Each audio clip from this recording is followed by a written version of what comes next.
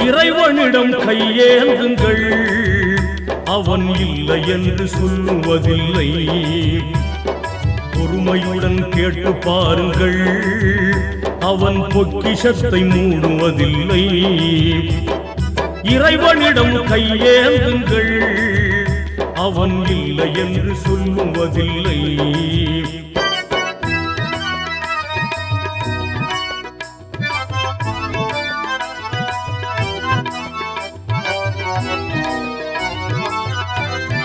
இல்லை என்று சொல்லும் மனம் இல்லாதவன், ஈடு இணை இல்லாத கருணை உள்ளவன், இன்னல் பட்டு எழும் குரலை கேட்கின்றவன், எண்ணங்களை இதயங்களை பார்க்கின்றவன்.